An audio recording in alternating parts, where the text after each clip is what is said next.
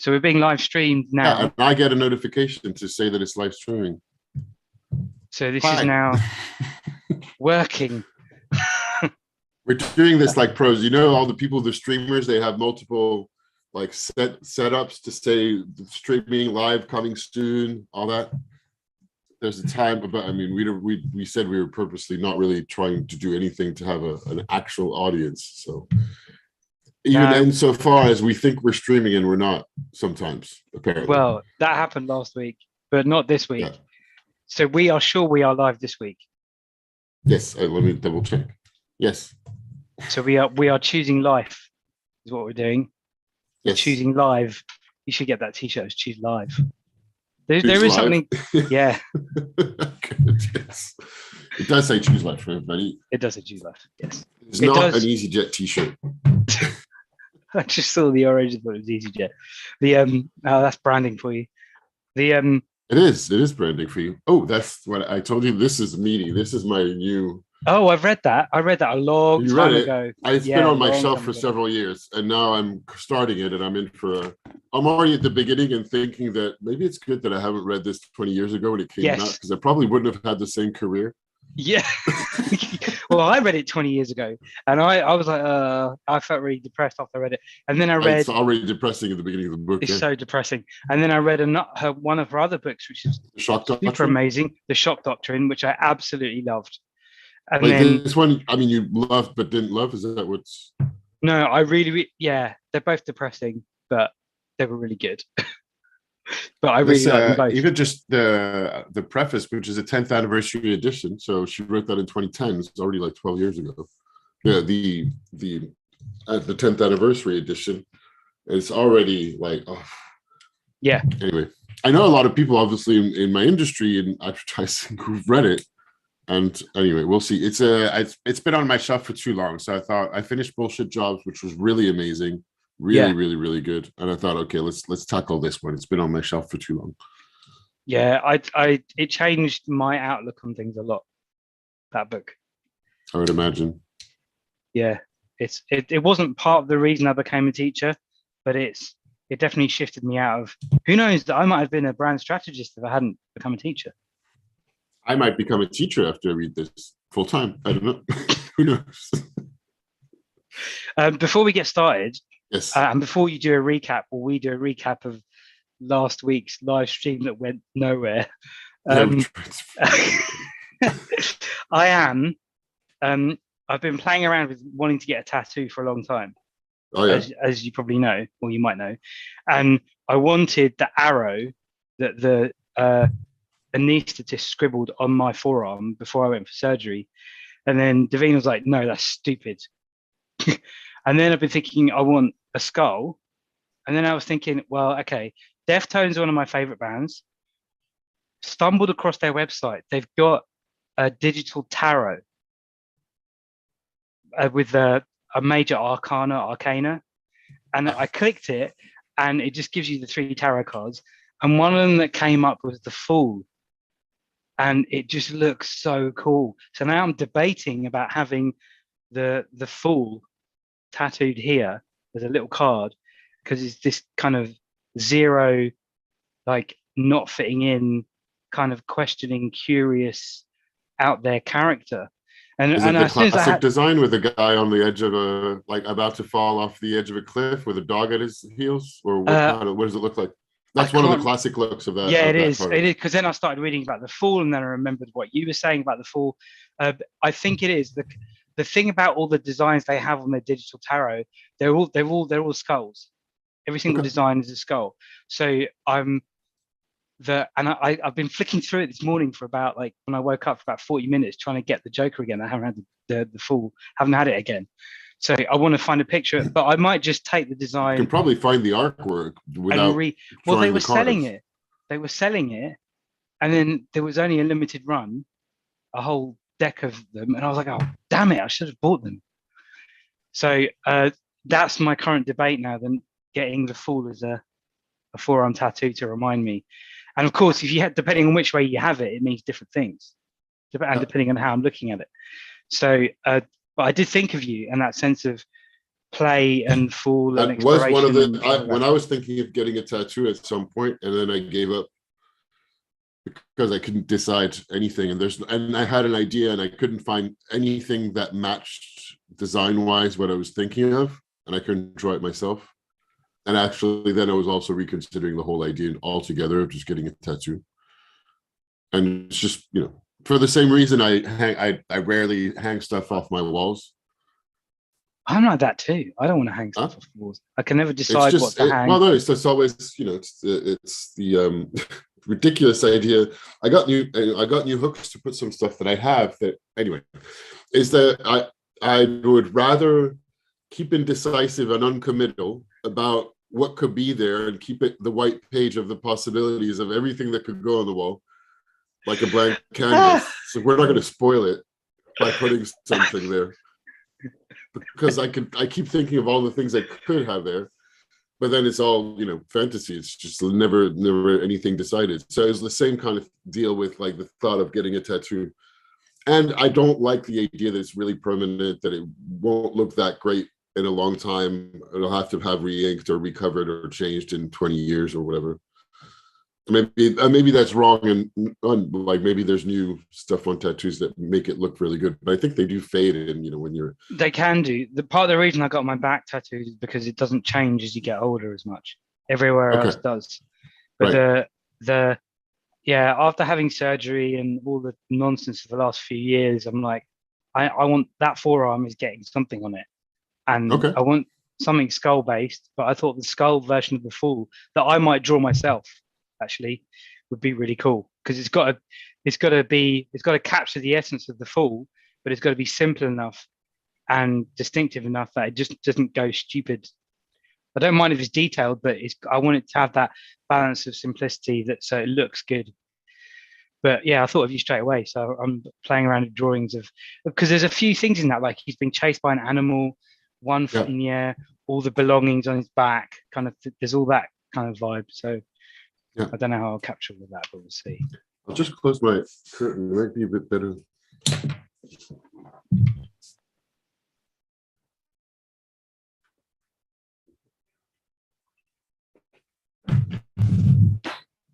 Not a massive difference, but maybe a tiny bit. So right. I thought I'd tell you that. And that's cool. It's still on my mind to do something about the Fool, but then I started the no logo book anyway. But right now I'm fully focused on finishing my master's degree right up. So after that we'll see about other studies. And you've been I've been procrastinating it for most of a year, and then said, okay, I'm going to finish it by the end of this month. So now I'm like full on in it. But you also read Bullshit Jobs, which also got me thinking as well. So I'm probably going to read that at some point. Very, very good. That I want to read his other books, and I find it's. I'm thankful that guy was so prolific book-wise, and it's a shame he died already pretty young.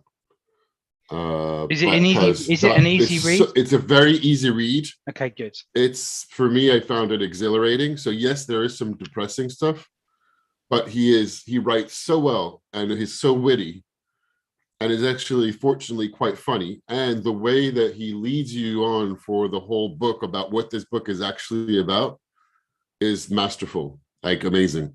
Because you thought it did overlap, you're surprised it overlapped with Play as much. Oh yeah, there's a lot of overlap with Play, because the whole thing this book is very easy to read, and it is a lot of things at the same time.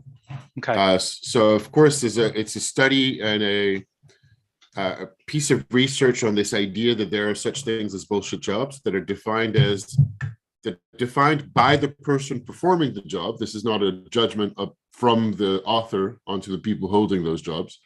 It's a self-proclaimed thing of the person saying to the job that this job is so unnecessary and pointless. The full definition, I can get to it again. Because I'm reading, while you're looking it up, I've just started reading 4,000 Weeks by Oliver Berkman. That's like the average lifetime is 4,000 weeks, and how a lot of time management productivity stuff is BS. So Oh, I'm that's like right up your street, given how much you love those things, time well, management and productivity. yeah, I do, because and Is the it funny thing, similar to the wait but why thing with the number of weeks and the boxes? Then I would imagine. I guess it is, it might be, but he hasn't talked about that. But in the opening chapter, he talks about he's a self-confessed productivity geek, and then I was like, oh, okay, this feels like a book I could have written. And then a lot of the But he stuff didn't. he's saying in it is like, it's not depressing, but it's making me think about the how much we waste time because we live in this idea of time and how we never used to, and it doesn't matter, and we're never going to finish. Actually, I thought of you again, because it says in the book, don't worry about trying to finish everything because you're never going to finish it anyway. So who cares? Do what there is to do. It's like that kind of vibe. That's That's all. true. I mean, you're never going to finish everything, but I'm more on like, okay, I think it'd be good to finish something. And I'm okay with not having finished everything. Like right now, today, at the age I am, I didn't publish a book, for example. That would be one of the some things that I would think is important, or finish writing it at the very least, even if it's not published. I could have. There's a lot of other things I could have, just in the same exact way that I committed a little over a year ago to doing this master's degree write-up. And then I spent probably like 8 months thinking that, like, having it hovering over my head that I need to do it. And it's like, not like, and I'm not doing it. I'm wrong and bad for not doing it, but not doing it. And of course, I'm doing it in the final month when the person from the school called me up and said, hey, Harry, where are you at? I'm like, well, it's funny you ask. I'm like right on it. It's on my to-do list every week for the past 8 months. And I've been feeling bad because I've not been doing it. I should, I'm like, so I need a date and I need a commitment to somebody. And I should have actually called that person. I mean, shoulda, woulda, coulda, right? But Yeah. now I'm doing it all and cramming it in, just like we tend to do things just before the last minute. And what percentage done are you now? It's very difficult to say. I'm close. Okay, good. What's difficult to say is so this is a extremely detailed account of my whole career. And it looks easy because I'm just talking from, like, I'm going into detail describing bits and pieces from work, and I have to make sure that I use keywords and describe skills that are the required skills to earn the degree. But I underestimate constantly how long it takes. It really takes a while. I'm both very close, and I've progressed a lot yesterday, and I will this afternoon on getting most of the form together. Mm-hmm. It's already 120 pages. Wow. So then when I finish that, I will add one or two more. The lingo they use is activities. Yep. Which I spent a while last year looking online, like hours, trying to understand what they meant by activities in this format of things, and reading blog posts of people, because it's a job to actually advise on how to succeed at these things. So there's like people that are, consultants to help people with all the vocabulary, etc. Anyway, because as soon as I start, an activity is it's an account of what you did for a job to show that you have a certain amount of skills. I see. So, but I was like, is it a project? Is it a client? Is it a task? What do you mean? So they're like, okay, so it's a set of tasks that you're doing together. And then you're describing exactly all of them in order, where they come from, how you learn to do those things, what is it that you're doing, who you're reporting to, what you did, which is also why it's long. Yeah. It's long because you're describing, and I was told that you need to describe in minute detail. And it's entirely possible that I'm going way overboard, but I don't know. So, and I tend to go into detail. But when I go into detail to describe one really big piece of work, it takes like 10 pages at least or more. Yeah. And it takes a long time to write. And I've done 2 of those. So when I realized how long that took, I thought, okay, well, I'm going to do something else, which might be overboard, but just to cover the bases. Mm-hmm. I summarized everything I've done in my career and matched it, and I color coded it to the skills. Nice. So I have 2 really long detailed accounts, and I'd like to write 2 more, because there's 4 blocks of skills. So I would have one long one for each, and then summarize, I have tons. So in that way, I would hope that fits it.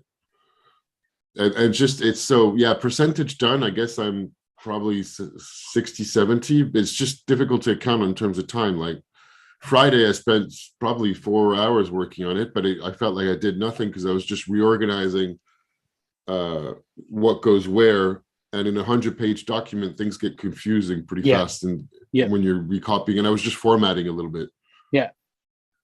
There is an overlap between what you're doing and what I'm doing, although yours just sounds more in depth and What's your hardcore. what is it? What do you do? So I'm doing a lead. It's called a lead practitioner certification, and there's 10 competencies that you have to rate on 4 levels, and then for each one you have to do a 300 word statement, which is kind of the easy part, and then you have to reference evidence.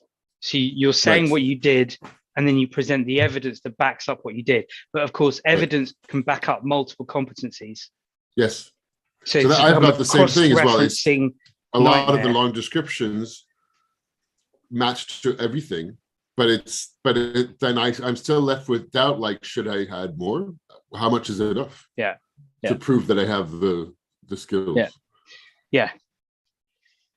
And I can see I can see it's useful, but it's forcing me to reflect on the things that I've done, and I've realized I've done more than I think. Yeah, that's part of the exercise on this end as well. It's supposed to be part of the exercise. So, but I've been doing way too much reflection, and I think I generally have a good appreciation for what I've done. So, but then I think surely doing the lecturing and the teaching is another level of like that would help you, because you're having to teach, so it's telling you like, oh, okay, I do know stuff. I mean, that's how I feel sometimes. Yeah, it's true, and it it's and back to what you were just saying earlier, it makes it kind of, well, I was going to say easier. I don't know if that's the right word, but I actually, I'm okay with what I've done and not done. And the guy's right. You're never going to finish everything. It's just not possible. That is part of what life is, to always have some stuff going on. So that's a guided meditation, a little lecture from Sam Harris. I remember talking about problems. And I think in Landmark we talk about it in the same way. But anyway, this, you want no problems, that you will have problems as long as you're breathing. It's like we have this fantasy imagining that we at some point we won't have problems, but that's what life is. Particularly if you or you just give up on wanting anything, in which case you still will have problems thrown at you. But otherwise, that's part of life. There's just stuff going on, just like the projects. As long as you're living, I think, or for me, as long as I'm living, I'm going to have projects and things that I aspire to do and probably won't do, and some others that I think I should be doing, etc. Anyway, and I do think jobs definition. Yes. Just before we give the definition, I do think that us having these conversations has given you a structure, because you're still messaging me your promises, what you're doing. That it helps enormously. It really does, and it's funny. I love hearing what you're doing. I love it. I think it's great. So we've gone, actually, for anybody watching this who thinks we're going to play a role-playing game, it might happen. It will happen. It's funny, there's friends in common that we both know reactivated a WhatsApp group that had not been used in I don't know how long, that was all about making promises to a group to say that, to have people to make a promise to, which was what we were just talking about. But it was restarted, and essentially it was just banter in a way that I was like, okay, I'm trying to focus on my thing. I muted it a couple of days, and I thought, okay, I'll decide later if I want to be part of this or not. And then I caught up on a few messages. It was entertaining, and I thought, okay, I'm leaving this thing. I really need to focus. I did a lot of the deep work, and it's funny, when I reread my Gallup Strengths sheet for some reason, and it's funny because it reminded me there's a thing in there that says you're able to focus for really long stretches at a time. It comes naturally. And it felt like I didn't. And I don't have focus at all. Like, that's not my thing. But now that I have a promise to somebody else, I'm really doing it, all the work on the master's degree.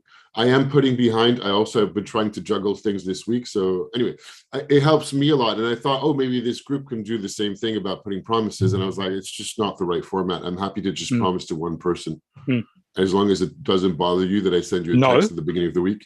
And they were doing it daily as well. And I'm like, daily doesn't work for me. I mean, I'm putting some daily stuff, but I move things around during the week. So having an objective for the week works better for me. Yeah, me too. Me too. And I've got things that I have that keep me on track, like my wife. So it does work. But yeah, I like it. In fact, I'll start sending you a bit more encouraging stuff. Sure. I mean, you don't have to encourage me. I just know that as long as it doesn't bother you, No, it really doesn't bother me. I just feel like I should be encouraging you. No, there's no need. Okay. I mean, you can, but it's really not necessary. Okay. I know I know that you've seen it, so it's my promise ultimately. Okay. I've been pushing behind. I also have all these papers to grade from students. I took a bit of extra work this week to do some coaching because, well, this is exciting. I'm taking my nieces to London in August. I'm coming back to London in August. But that's a bit more, money, etc. So I was asked if I could do something at the school this week, and I said yes, but that scrambled and pushed back a bunch of other stuff, particularly the grading. And then I was really started to focus and get work done on my paper, on my master's degree. So I thought, okay, I'll just push back the student stuff a little bit more. Just like looking after number one. Yeah, that's how it goes. Put the oxygen mask on yourself. Right, you were going to give us definition of bullshit jobs, and then we were going to play. So the first chapter is all about defining what this thing of bullshit jobs is. And I do recommend the original essay that he wrote in 2013, but it's in the opening. It's in the opening of this book. But I recommend the book. Like, I really like it's. I highly, highly recommend this book. The final working definition, and it's a working definition because then he spends the whole book commenting on the definition and doing other stuff. A bullshit job is a form of paid employment that is so completely pointless, unnecessary, or pernicious that even the employee cannot justify its existence, even though, as part of the conditions of employment, the employee feels obliged to pretend that this is not the case. And in the second chapter, he goes into, or third chapter, he creates a typology of the types of different jobs, and he classifies them in five different categories. And we have the flunkies. Flunkies are a throwback, and there's a lot of talk about medieval feudalism in here as well. It's a throwback to medieval feudalism, but because if you have somebody who's very important, part of the way that you measure the importance of somebody who is a lord, an aristocrat, or a CEO of some kind, is the amount of people that they have at their entourage that are more or less useful people, right? Yeah. So you might have somebody who's employed full time to just be there. So flunkies are people to make somebody or something or a company ostentatious and more than it is. Yeah. Or that the functions have lost. So, for example, the example he gives here, but he gives a bunch of others, but the first one that comes to mind is having a receptionist in an office building where there's no visitors, but you still have a grand entrance. There's no visitors, there's no phone calls, but you need to have somebody at the reception desk because that is what you would have if you have a company that of the proper standing. Yeah. And that person, they might actually receive the mail, and that actual job function take less than an hour a day, but they're there to represent the company. Yeah. Then you have the duct tapers. The duct tapers are people that are employed to take care of problems that they don't want to fix the actual problem. And out of the complexity of some kind of organization, a problem arose. And it's easier to hire somebody than to deal with the problem. So the funny example is like, okay, so you have a pipe leaking in your house and it's dripping. So you put a bucket there to catch the water, and then you hire somebody to empty the bucket every hour rather than fixing the leak. My God. Wow. The equivalent of that. And then we have the goons. The goons he classifies the goons as obviously taking care of, like they're armed and enforced. They usually try to get people to do things that they don't want and they're not needed. And goons are there for the same goons are there for the same reasons armies are. Armies and an armed force is there because your neighbor has one. That's the only reason. Like if your neighbor didn't get more armed forces, you wouldn't need one. So you need more marketers, you need more salespeople, you need more of those because the competitor has more.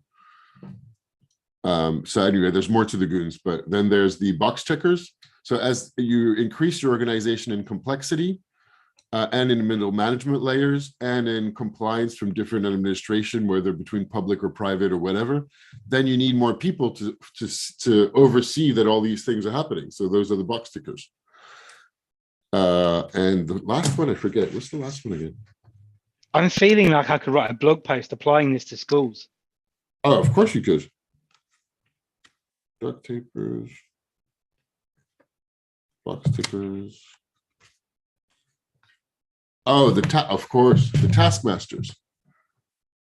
They're the supervisors, the middle management, all the people that come in two variety of.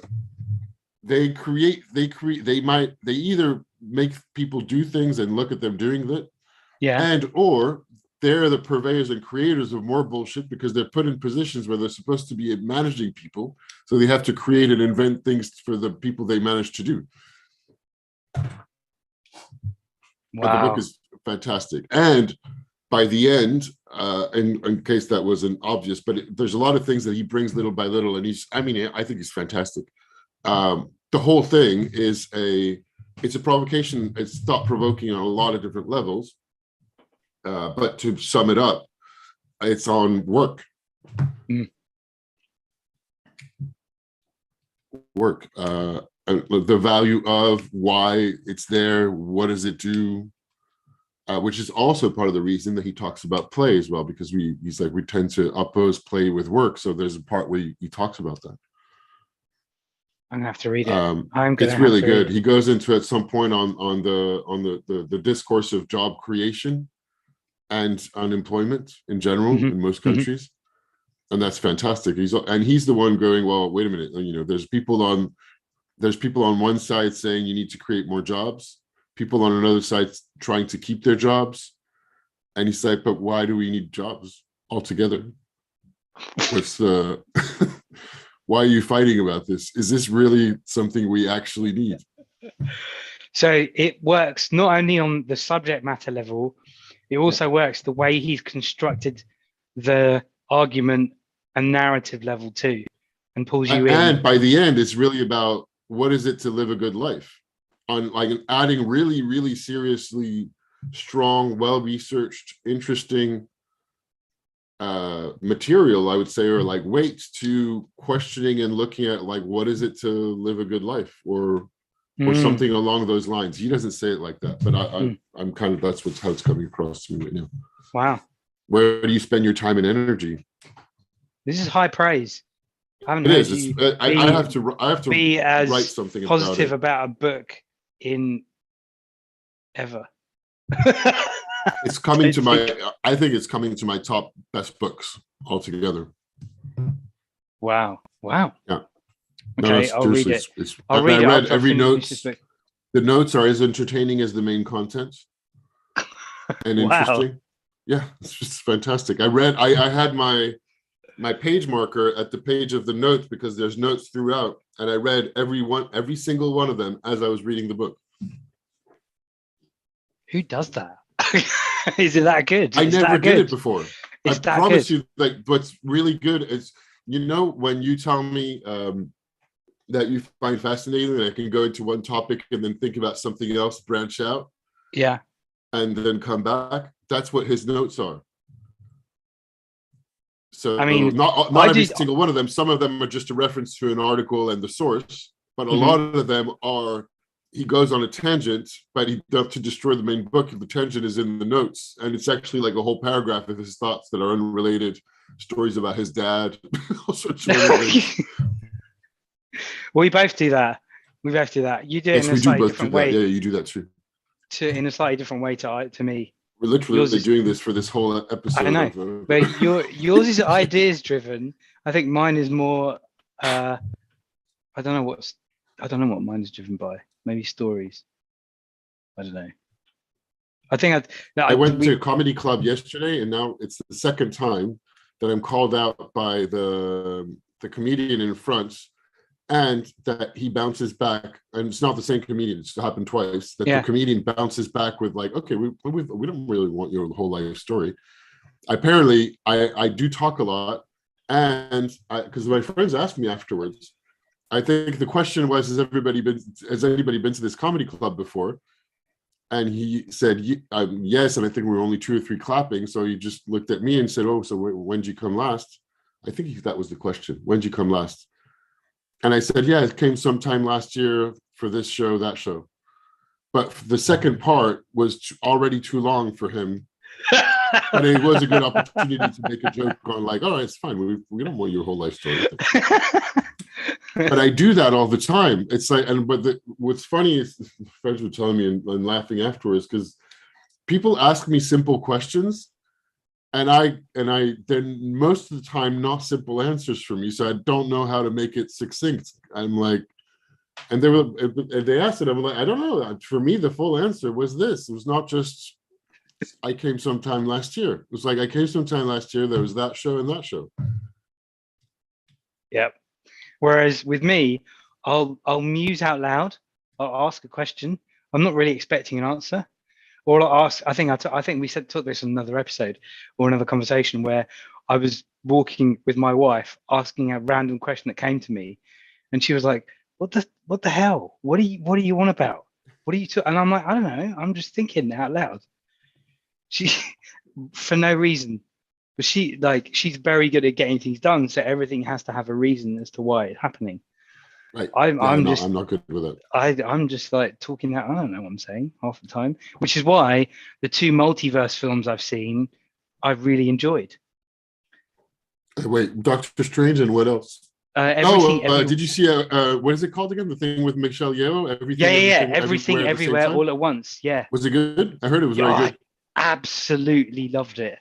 Oh my god! But also quite long, and like it doesn't stop to be crazy from the beginning to the end. No, it's intense. Yes, but in a good way. I need to see that. Apparently, it's coming out this summer in France. Oh my god! I thought it was amazing. There was I thought it was going to go in a much more interesting direction than it did, but I was still satisfied with the direction it went.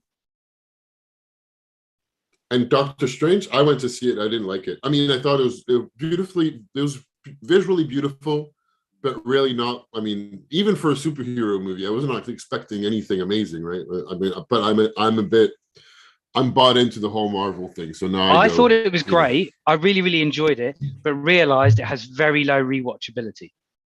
Oh yeah, no. Some of the other ones I could rewatch and I think they're great, like Winter Soldier or whatever. But this one, I was like, I was like, yeah, a bit like what you're saying, all style and visuals and no substance. Yeah, and I was disappointed because I kind of but I felt it's funny because I thought the same of the first Doctor Strange, even though I wanted to really like it because I liked the character. I loved the first one. I liked it, but anyway, I think the second one it's also just very. I mean, spoilers here for anybody who's not seen it. I'm going to avoid spoilers, but it might be. Yeah, I think you should avoid spoilers in this. I'm going to try to avoid spoilers, but it might be too much information for some people. What was I going to say? There's too many. So the fact that there's that superhero movies are MacGuffin driven. Yeah. You know what I mean by that? Yeah. So I do. Which is fine. Yes. We understand that's part of the thing, but there's at least 2 or more, and most of the ways they come in and out, it makes like they come out of nowhere. Yeah. There's no rhyme or reason for why this is coming right now, and you're like, and it's just the way that it's built together is kind of weird. And you're like, okay, well, wait a minute, where's this person coming from? Why do they matter? You're like, just okay, fine. Like, I'll accept that this is the draw. Like, it launches you into the adventure. Why not? And then they're like, oh, there's another MacGuffin type information that comes out of nowhere. Fine, but that justifies the first one that I already didn't care about. And then you go find another character, and you're like, oh, wait. So just like that character is the okay. All right. Yeah. Yeah. It's you make the point really well there. And I think I really wanted to like it because I thought Evil Dead was amazing. And Of course, the Evil Dead cameo was fun. Sam Raimi, first Spider-Man, well, Maguire Spider-Man, I thought was great. But I mean, I don't know. Yeah. We're getting old. That's what it is. Yeah, we are. Oof. Not getting, we are. We are. I mean, I think the line of 6 friends that I was with at the comedy club, pretty much our age. We were part of the oldest people there, and we were clapped at some of the references from one of the artists in front that most of the people didn't get. And then another artist who was younger, because it was the lineup, right? Went into song with a bunch of people, and I had no idea what was going on. Wow. Now, I don't really follow French popular songs, but it was also, I asked my other friends who were like, yeah, I have no idea what that was. It's just like, clearly, I'm not down with what the kids are listening to at all. The other way of doing it is that I've been telling all the kids who watch Doctor Strange to go and watch Evil Dead. That is one benefit of age, is that you know some of the cool things that a lot of the kids still want to be into, because and they have no idea. They still listen to the Dead. same music. I really love, and my brother loves, showing movies to his daughters that are starting to get old enough to watch a lot of 80s stuff, or even older. So it's cool just to come across and see what works. There's still a lot of things that really work and that are awesome. And it's great for him to rewatch. They just watched the Lord of the Rings trilogy together. Okay. I played the trailer for Evil Dead to one of my classes, and they were like, "What the hell is this?" I'm like, "It's really good. You have to watch it, just for the tree scene and like but what?" And I said, "Yeah, it's just a bunch of ridiculous people who go on to a First Nation, Native American, whatever you want to call it, thing, and then it just goes wrong." And they're like, "What are you talking about? Just go watch it." It's the other difficulty for that sometimes is there's an increasing amount of things that are not acceptable from older movies in terms of humor, in terms of that's true. What's politically correct or incorrect nowadays. That is true. Complicated conversations with younger people on that. Not complicated, but fortunately, I just happen to be with other friends, one of them being quite young. So we both have very cool conversations. Like in this case, he was interested in gaming and role-playing games and stuff, and so we're chatting about that. And then talking about, I think that was more on gender identity and sexual orientation. But we're quickly walking into murky waters that I'm like, okay, I will listen to what you believe is the right thing. But they're very, in this case, was very clear cut on this is acceptable, this you can say, this you can't say. Whereas I was more like, wait, I want to understand a little bit more because it seems complex, but I also want to understand why you think this is the way it should be said and not, because I'm not certain. I'm not sure. You're just making it a statement of fact, like God exists or God doesn't exist, and I'm not sure it's as easy as that. But anyway, I'm not going to go in that topic right now. Yeah, we shouldn't. Anyway, should we actually do at least one scene? Sure. Do you want to summarize? Do you want to recap? What did we do last time? Oh yeah, I was about to go and see something. So to make sure that we recap from the first. Yeah, you should do that because I've lost the thread a little. So very briefly at the very end, and we're going to have to. It doesn't matter. So you are playing in Cthulhu Confidential, a investigation game, and you are a private detective, Private Dick Seamus, classic hard-boiled PI in Los Angeles, 1937. Dexter Raymond. And a dame walked into your office, and you took on a case of this rich, quite wealthy family of real estate moguls whose sister had gone missing and was found again a few weeks ago and is in a catatonic, what you have been told is a catatonic state. And she hired you to find out what happened to her, where did she disappear to, who wanted to hurt her. And yeah, so that's what you've been hired for. So you had the first conversation, that was our first episode. And then in the second episode, I'll hand it over to you to where did you go and what did you do? I went to. Oh yeah, so I'd met with Helen's sister, Yes, that's the person who hired you. That's your client. who's hired me. Helen Deacon. Helen That's Deacon, and then Margaret Deacon. Helen was the one who's catatonic, and That's then right. I've gone to see Marshall Daly. That's right. Marshall Daly, you've heard, was the guy that she was seeing before she disappeared, and he's a screenwriter, so he went to see him as Capital Pictures. Yeah, I went and had a chat with him, although he wasn't there, so you went to where he lives and you had a chat with him. Oh yeah, and the first thing he did was hit me. Yes.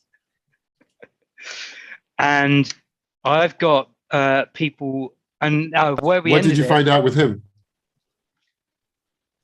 That he knows her, that he likes her, and he wants to help, but he doesn't know what happened to her, and that's about all I can remember. Can you share the Miro board? Sure. Right. So I will. Or have I got? Do you have the link to it or no?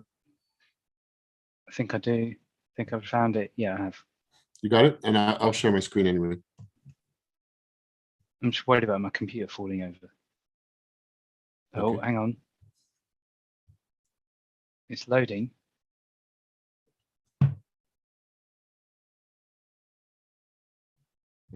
Okay.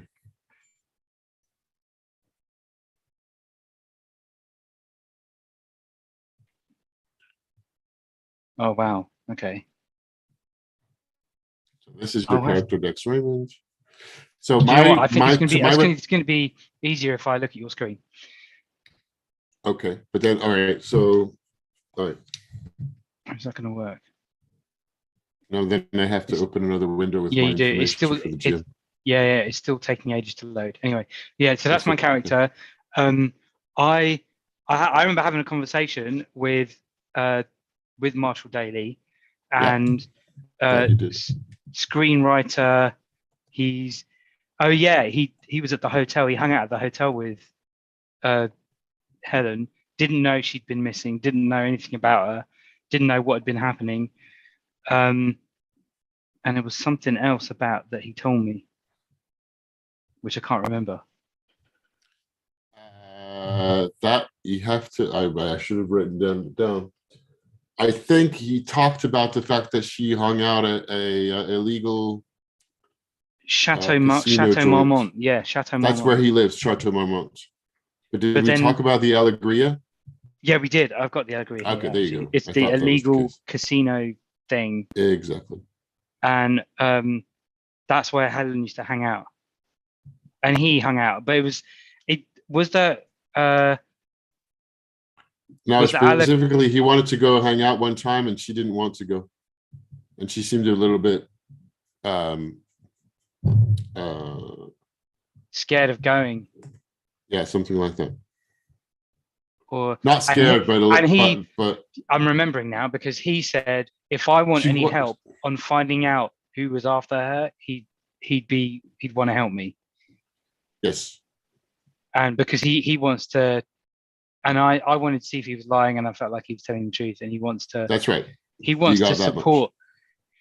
He just wants to help out. He wants to know what happened to her, and he wants to try and sort out whoever did it. But he doesn't look like he could handle himself that much. Yes. So it seemed to be that he doesn't necessarily have that much information. Again, this is all based on the questions that you asked, right? So yeah. For you and for anybody else, this type of stuff, if you have other questions to ask, or if you think of anything else, you can always go back to the people you talk to. It's totally fine. It's not, there might be other information that to ask them about or other ideas that you have. And if I remember correctly, at the end of last time, because I said, like, what do you want to do next? You said you wanted to go talk to one of your sources who works in the cinema industry. Yes, I did. I think it's Max Vale. Max Vale. Max, exactly. Who's an art director. So I want to talk to him and see what he knows about Marshall Daly and what kind of guy he is and what he's been involved in. All right. Gossip surrounding him and all that kind of jazz. So let's at least do that little scene. I think I just got in my car. Yeah. So you just get in your car You drive over, and Max is always working. Particularly, it's like we're mid-afternoon or early afternoon, something like that, or maybe noon, early afternoon, something like that. Yep. Because it was about noon when you got to the Chateau Marmont to go talk to Max Daly, or Marshall Daly. Marshall Daly. So you get back in your car, heading over to Capitol Pictures, which is where Max works. But he works in the set. He works in the main, not the typewriter alley. So you went to typewriter alley to try to find Marshall Daly, which is all the screenwriters play. But obviously, Max, as an art director, art director is a set of the term from back in the day. He takes care of all the sets. Anyway, he's always working, so you know you can go and find them over there. So you hop in your car, and you will have a challenge as you're driving.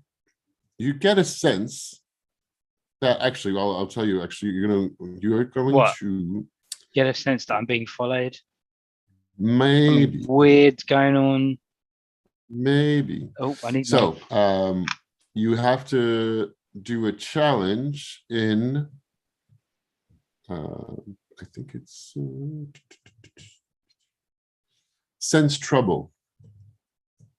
Which so here we have the abilities and sense trouble. You have 2 dice. Yep. So usual drill, you throw 1 first and see what it has, and then 6. 6. Yep. Great. 6 is already a great score. You don't need to throw the second one. I think it might give you an advantage, but we'll keep it for later. I think the second unused die will give you an edge afterwards, but I'll can you make a note of that? Because I don't want to look up the rules right now, so we'll do that later. What, it might give me an edge? Okay. Yeah, that you might have an edge because there's a dice that you haven't thrown, and I would have to go look at a point of rule that I don't want to do right now. Yep. Okay, so you actually did sense trouble. So you basically you're like driving, take a corner, take a left, look in your rear window. Whoa, okay. I don't know why that was difficult. Rear view mirror. Rear view mirror. That's what I was thinking. Hey, you realize this car's been there. So you just take another turn. It's like you go a little bit off course just to check if you're being tailed, and you are. You are being tailed. Okay. Somebody's following you. What do you want to do?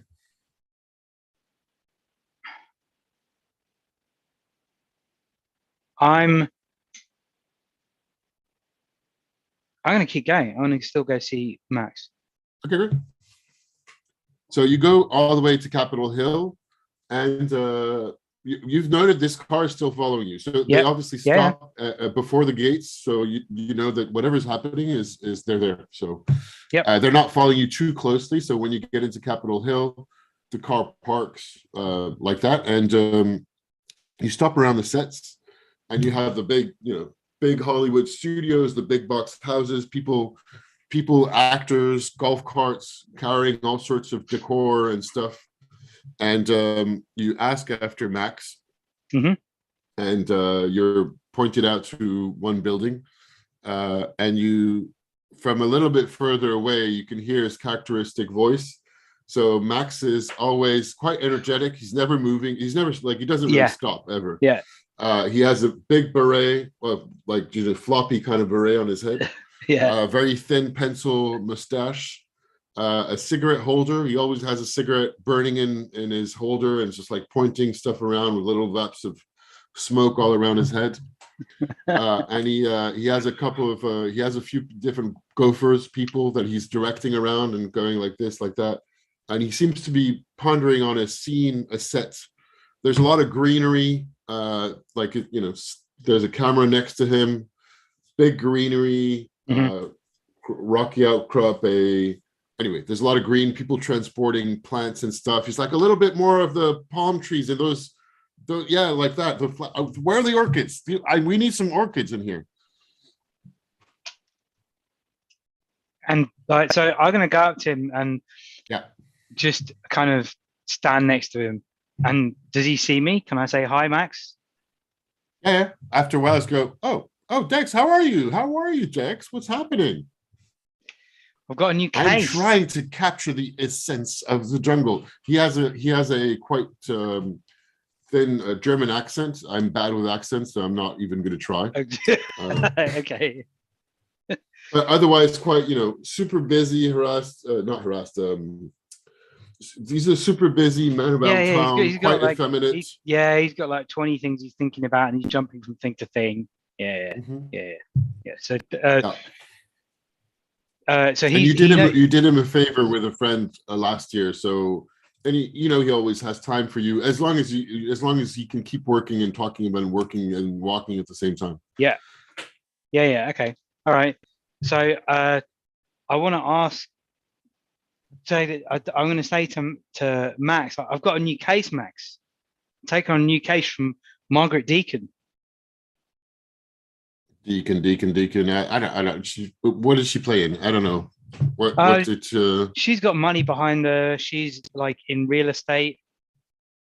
Oh, I don't know anything about real estate. She's not an actress? I thought she was an actress. No, she's not an actress. But not an actress. No, she's not an actress. But her sister Helen turned up in this catatonic state, like she'd been scared out of her mind or something. But right. The reason I come to see you is because I had a chat with Marshall Daly. Daly. Do you know him? What do you think of him? Marshall Daly. I would have to ask some friends. Isn't he a screenwriter? He's a screenwriter, but he's a good-looking guy. Thinks he can handle himself. He's a wannabe. He's a wannabe. Seen him somewhere. You've seen him somewhere? Yeah. I've seen him. At a party, probably a party or two, probably. Yeah. What about him? What was he like to party with? Good-looking guy. Huh? What was he like to party with? Oh, I was, it's not. I think, not exactly the same. I think not in your league. Right. Not in my league, I guess. No. I guess he's fine. I don't really know, to be honest. Okay. Where was the party? Oh, the party was at one of the Starlets place on top of on top of Sunset Boulevard, somewhere around there, on top of the Hollywood Hills. I don't know. I can't remember. I've seen him around, like one of the parties. I'm not sure. But yeah, he's around. I've seen him. Good-looking guy. You're right. Apparently, I mean, I don't really know much more about that. I guess it's I hear that he parties more than he writes, and I hope he gets to writing because I'm not sure he's going to keep doing. He's going to be so successful. I mean, he's going to wash out at some point. Basically, is what I'm trying to say. Okay. All right. How are you doing? Anything else? Busy as I don't know what else to ask.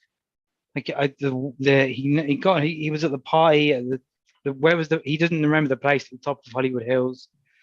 Some party. I don't not more than one. I'm not thinking of one party in particular. I mean, I've seen him around. He's part of the crowd.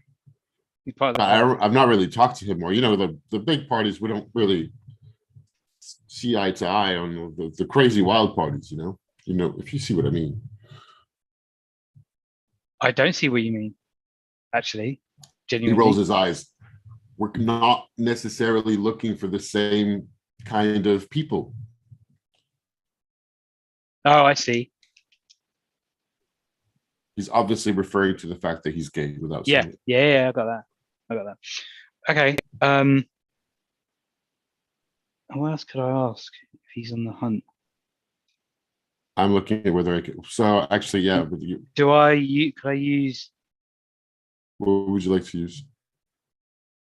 What are you thinking of?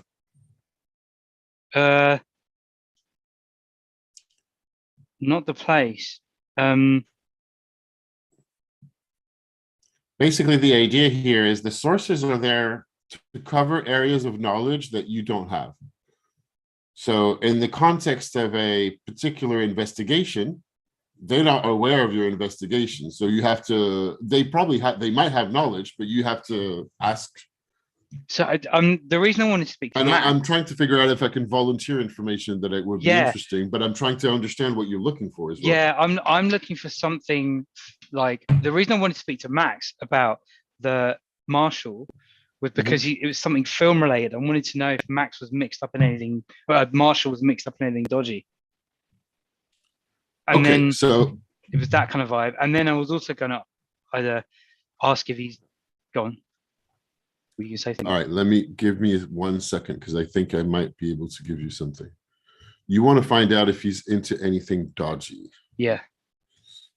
All right, let me check. Sorry. I mean, we know he's a washout. You know, he parties more than he writes. He's kind of getting by.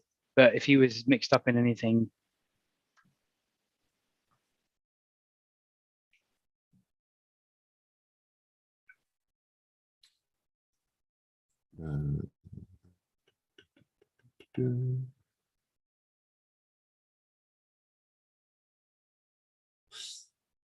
I think, yeah, well, I'll give you that. Well, I mean, so he kind of looks around him. It's all a bit over dramatic, everything he does. Yeah.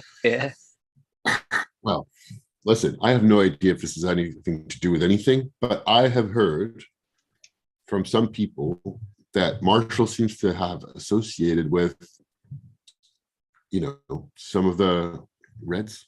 There's a bunch of people around Hollywood that meet up a little bit, probably tending towards the, Soviet communist leaning meetings like that.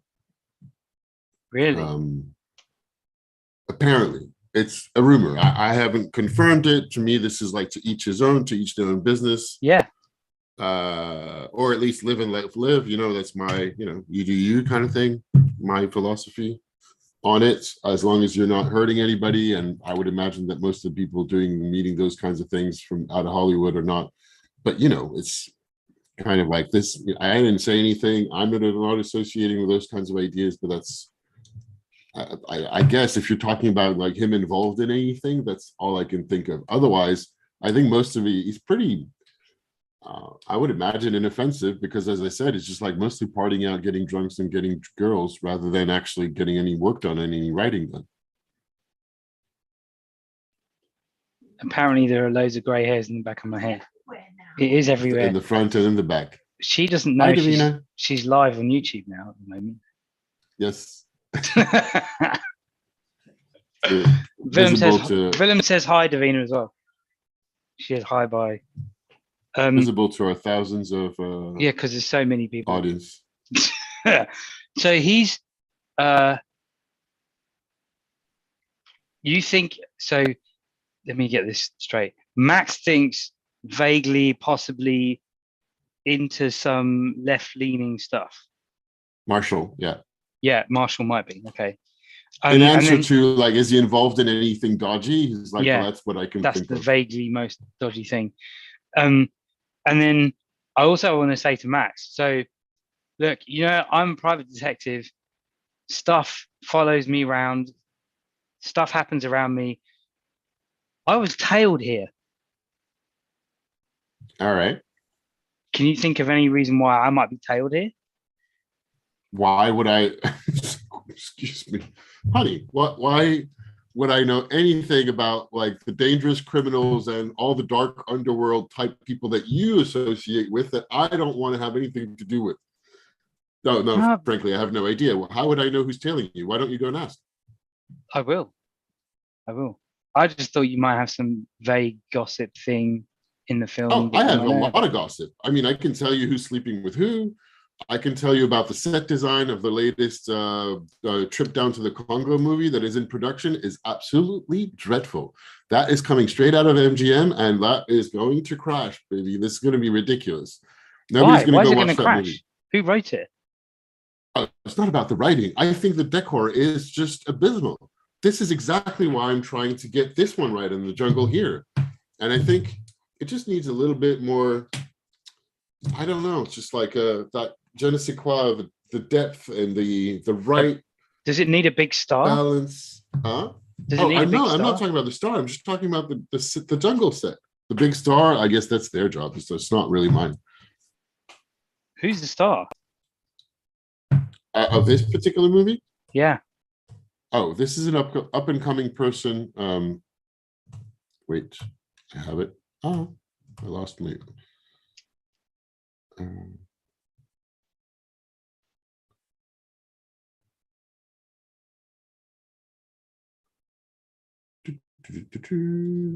Constance Bennett.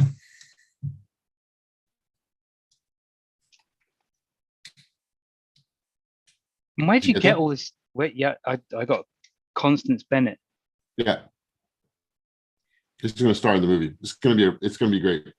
Well, I certainly It's going to hope be so. great. You just said it would be. You think it's going to be terrible unless you can get the plants right. Oh no, Where'd no, you get all sorry, this I stuff misunderstood your question. I thought you were asking about this one. Oh, you're asking who's starring in the MGM one. I thought that's Humphrey Bogart. Oh, okay. Okay. But this one, I am not ready to have period accurate who is. yeah, I'm going to make up. I'm going to make up okay. names in 2 minutes anyway. Because where do you get all these plants from anyway?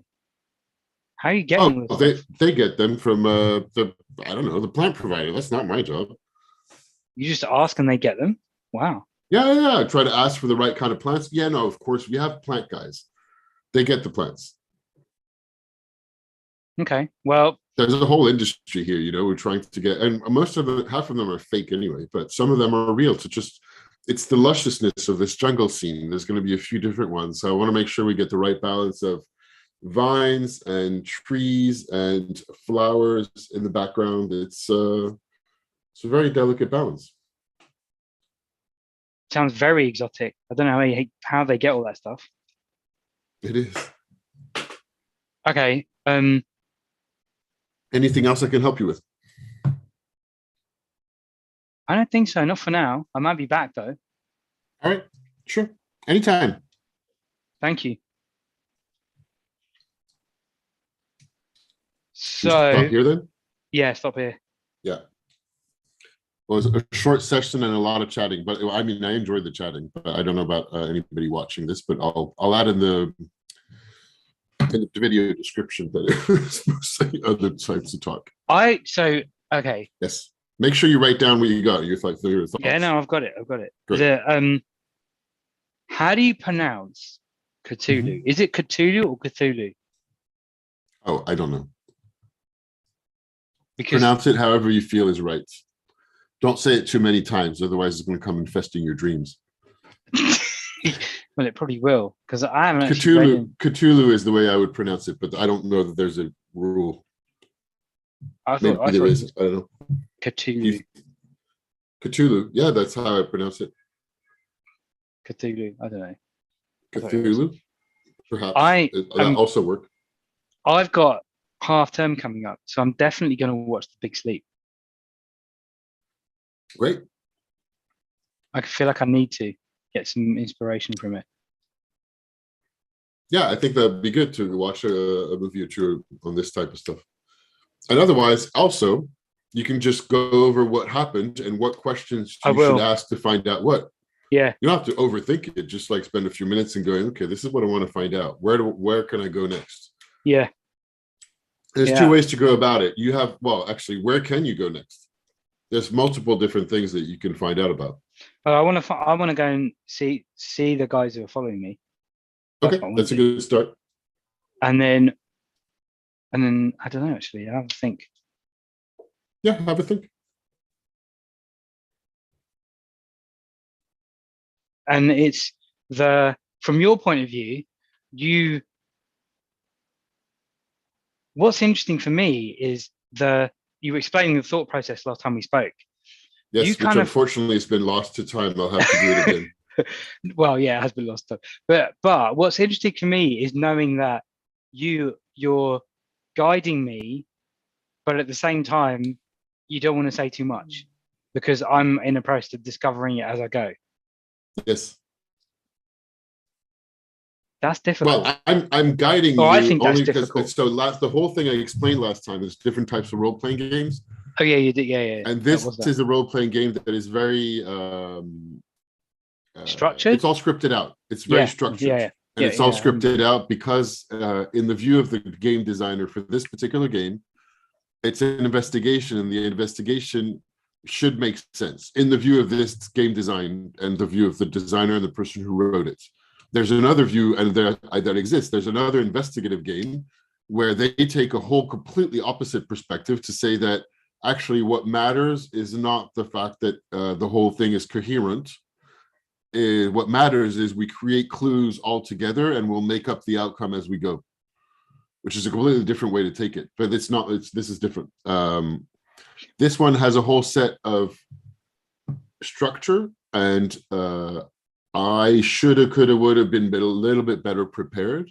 But also, it's generally regardless of role-playing games, regardless of how much structure I have that you don't need to know as the player, it's my job to make sure that you're entertained and to make sure that I'm guiding you. But ultimately, it's up to you to lead the investigation, because that's your job. I might throw things in the way that are happening, such as somebody's following you. That is something that you can react to. But generally speaking, it's like you're leading. So if you go see somebody like Max in particular, because Max is a source. He's your friend. He has nothing to do with what's going on. He has information, but you have to ask the questions. He's not going to volunteer it because, well, he doesn't know what you want. And he doesn't have anything to volunteer. He's just doing his job. He has nothing to do with the investigation, presumably. I can see that I prefer, as this, because it's the first proper kind of role playing I've explored properly. I can see that initially the structured approach appeals to me more. That kind of idea that it's going somewhere and there's a story and we're going to end up somewhere that you kind of know where it's going. That appeals to me more at this stage. But who knows? So, but if we could have there's also a unstructured, so they're not necessarily the right vocabulary anyway. Because I could talk about being something unstructured and I don't know where we're going, but it doesn't matter to you as long as you feel like I know where I'm going and I'm guiding you.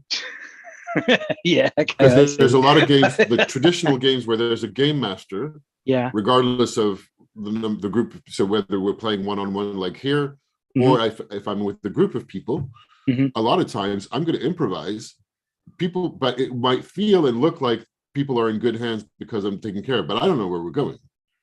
I'm making it up as I go based on what the players want. And ideally I know what I'm doing as a game wise, and I have enough experience to more or less make it up. And it might not be perfect. But that's what we call it's emerging. It's an emerging way to play role-playing games. So it's structured for the players, but it's not necessarily that structured for the person who's leading the game. That sounds like one of my lessons.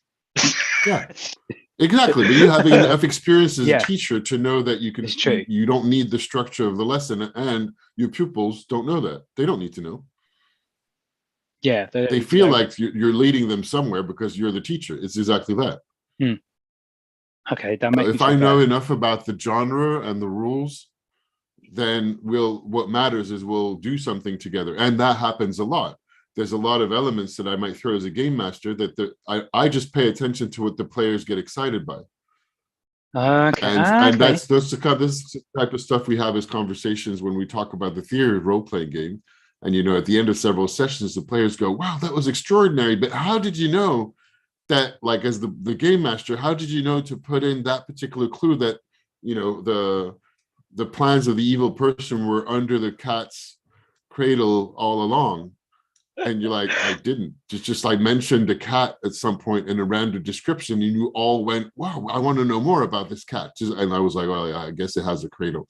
And then because the players get hooked on a thing, then you make it something important in the story. That's good. That is good, because that is exactly what I do as a teacher. But and you do that when you're experienced enough to because teaching is when I first started, it was all super duper planned, and it felt like forcing something. But then as I've got better and more experienced, I know where I want to go, but I have to respond to the people in front of me. And that's one of the things whenever you're dealing with people, whether one-to-one or especially one to a group, being able to pick up on what's going on here, what are they talking about, what are they excited by, what's how, and negotiate that. That's a whole art and skill. And and the more experience you have, the more you can play around with it. Also, the more you've planned, and it's difficult. This is conversations that we've had. Actually, that might be a good topic for an episode of the podcast I participated in about this in French, which is when you do a lot of planning, there a lot of times the planning that you do goes already anyway. It doesn't go anywhere. So you don't use like 10% of what you plan for, because the players do something completely different. Or if you force people to go along with your plan, then nobody's having fun. But having that's said my that, point of view. Some people do that. Some people just want to be along with the ride and not wonder too much about what they're doing. But having said that, and I think you'll agree with this. I think you will. Doing all the planning is totally worthwhile, because you get immersed in something. It gives a foundation on which if I've really got into something, whatever it is, lesson, discussion, prepping a talk, assembly, this podcast, whatever. If I've done a bunch of stuff, that gives me a platform on which it can go in any direction. Absolutely. I agree with that. And I think it's right. And presumably you've done the planning, because there's a point where, and you do it, and whatever the topic, as you said, enough part of the reason because you want to be ready, but also because you probably enjoy it to a certain degree, extent. And part of the enjoyment in planning for a role-playing game might be to write and create characters, situations, places, immerse yourself in a fantasy or a different kind of world. And it's just for the fun of it, for the fun of, inventing some background stories, some characters, some situations that you might use or not, or write something that you might use or not. And it's because the friends that I do the podcast with tend to say that and argue that the more it goes, the more they prefer having completely improvised and very little scripted scenarios, if you will. And I keep thinking that it's mostly because they have tons of experience to draw on, that they can do that now. And anybody that we talk to that is pretty young doesn't have that level of things.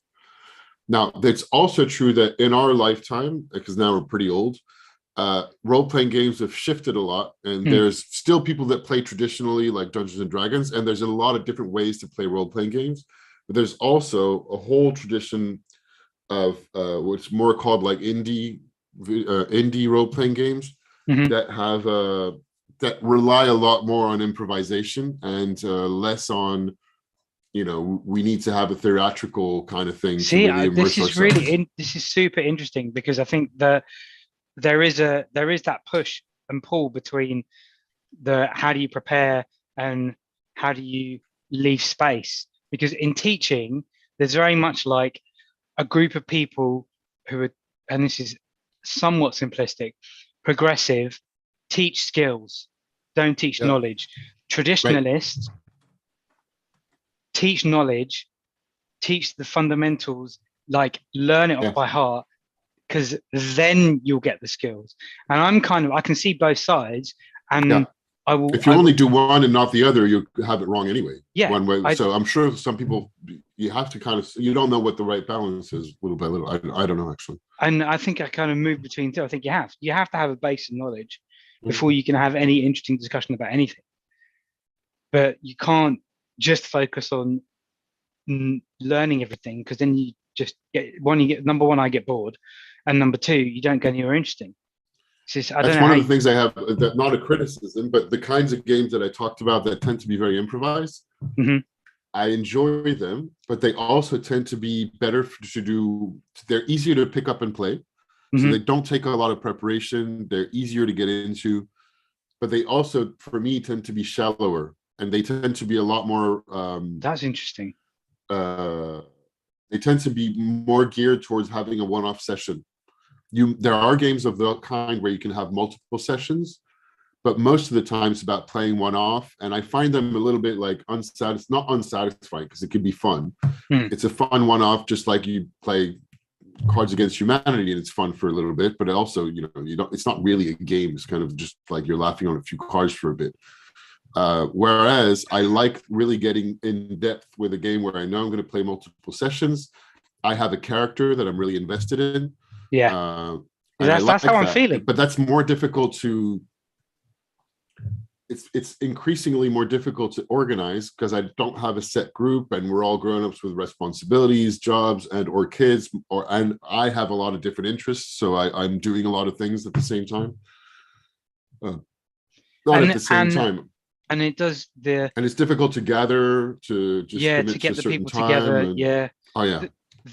playing a role-playing game is also it's making me think about, and because you've got this, I've got the genre, the structure with a little twist on it. Me Yeah. going and watching The Big Sleep is going to help this. Oh I yeah, it know, will. Yeah, and sure, I it am will. beginning to feel invested in the characters and the story. And for me, Okay. it's about, I'm discovering for me from this is whereas, and again, this is a gross simplification. Whereas I know you love ideas, and you can come up with ideas like I can till the cows come home. I think we're both driven by story. I'm definitely inspired a lot by stories, and that's what's Oh yeah, keeping for me sure. going here. The Oh yeah, story of where totally. this is going to go is what's keeping me Yeah, intrigued. absolutely. Everything's Yeah, a story for me. it's difficult to put people together. Like there's a group of four of a game I have going, and last time we were supposed to play, one person was sick, so we canceled. Okay. And out of four people, the number of times where somebody has a thing going on, it happens quite frequently, so we don't play very often. Well, that's why this Sunday And morning this is, I can't remember if I said helped. it last time. It really works for, it's easier for two people. We have a regular thing going on. So even if we skip a week from time to time, it's okay. And actually that's funny. So I realized on this game that I'm talking about, we said originally, like, what's the frequency we want to play at? What can we commit to? Yeah. And we said every other week. And Yeah. that seemed to work for me because I have other things going on. And I was like, Yeah. so every other week works.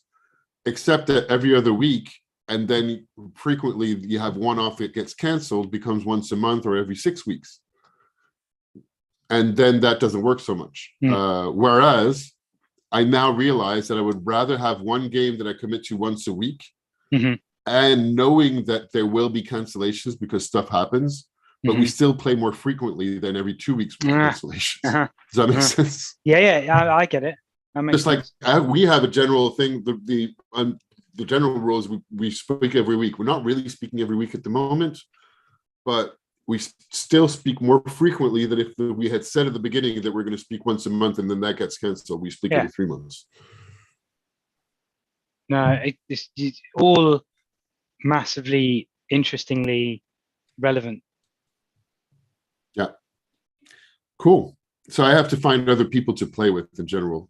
That's something that I'll get back to once I finish this master's degree to see about. And actually, there's a group of people that I have to organize a game with who have not really played any of them. One of them out of the group. It's the people that I know through work, and they're up for having one. So I'm like, actually, we should just do that. And at least two of them live very close to my house. So that might be interesting. I'm totally certain that it's going to be, I could see already there's good discrepancy in the group. There's a couple, and one person in the couple is really into it, has played some role-playing games and is really excited about the idea. Okay. And the other one is more naturally of a joker and a disruptor. So he would probably just, throw spanners in the work just for the sake of it, like we did when we were teens. And it's not that you can't do that, but if you do that all the time during an evening, it's easy to spoil the whole thing. Yeah. So you still have a fun evening, but you don't really play a role-playing game. Yeah. We'll see. We'll see. That does sound familiar. Yeah. It sounds familiar, right? Fiasco. Exactly. Yeah, I was going to say, do you ever think we'll get to do that Fiasco game? I haven't tried to push that one again. I could. Do you want me to? I'm neither here nor there because we haven't spoken in that friendship group for a while. We were speaking regularly. We're still live. Should we go off? Yeah, I know we're still live. We should complete our session, creative session. I still haven't finished writing my story. I've still got the idea from you, which I'm going to write. I'm excited to see where Dex Raymond goes, but I'm also excited to see where our next discussion goes because it's always interesting talking to you. It's always a pleasure talking to you, and I know we did more talking then, but it's good to catch up. We hadn't had a session last. I'll schedule the next few. I'll put them all in with Zoom links. Great. And sounds great. Now we know how to go live properly, I think. Yes. Yeah. I think we're there.